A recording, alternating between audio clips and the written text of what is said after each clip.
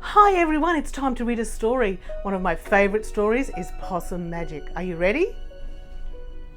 Possum Magic by Mem Fox. Once upon a time, but not very long ago, deep in the Australian bush lived two possums. Their names were Hush and Grandma Poss. Grandma Poss made bush magic.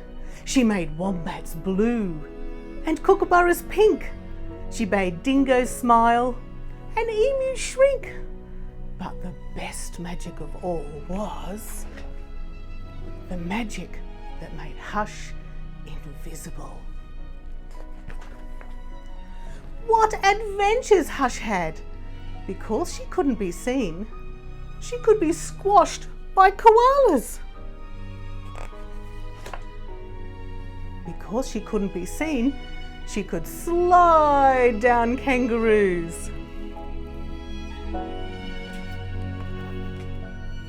Because she couldn't be seen, she was safe from snakes, which is why Grandma Poss had made her invisible in the first place.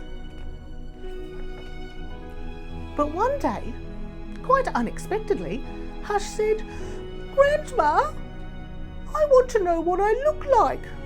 Please, could you make me visible again?" "Oh, of course I can," said Grandma Poss, and she began to look through her magic books.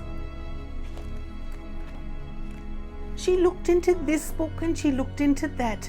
There was magic for thin and magic for fat, magic for tall and magic for small. But the magic she was looking for wasn't there at all.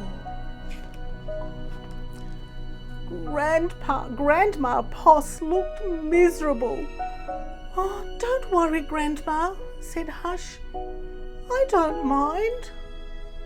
But in her heart of hearts, she did.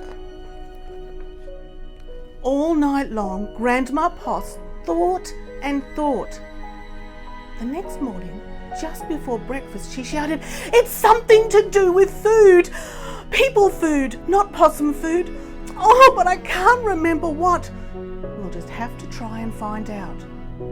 So after lunch, they left the bush where they had always been to find what it was that would make Hush sing. They ate Anzac biscuits in Adelaide, Mornay and Minties in Melbourne, steak and salad in Sydney, and pumpkin scones in Brisbane. But Hush remained invisible. "Don't lose heart," said Grandma Poss. "Let's see what we can find in Darwin." It was there, in the far north of Australia, that they found a Vegemite sandwich. Grandma Poss crossed her claws and crossed her feet. Hush breathed deeply and began to eat. "A tail! A tail!" shouted both possums at once, for there it was, a brand new visible tail. Later on, at the beach in Perth, they ate a piece of pavlova. Hush's legs appeared, so did her body. "Oh, you look wonderful, you precious possum," said Grandma Poss.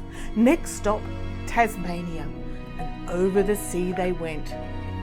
In Hobart, late one night in the kitchen of the casino, they saw a lamington on a plate. Hush closed her eyes and nibbled. Grandma Poss held her breath and waited. "It's worked! It's worked!" she cried. And she was right. Hush could be seen from her head to tail. Grandma Poss hugged Hush and they both danced. "Here we go round the lamington plate till early in the morning." From that time onwards, Hush was visible.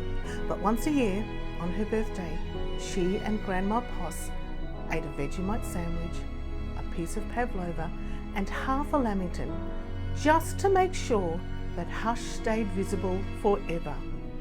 And she did. And that's the end of the story of Possum Magic by Mem Fox. Hope you enjoyed it.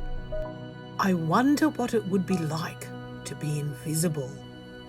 You could ask your family what special food they would like to have on their birthday.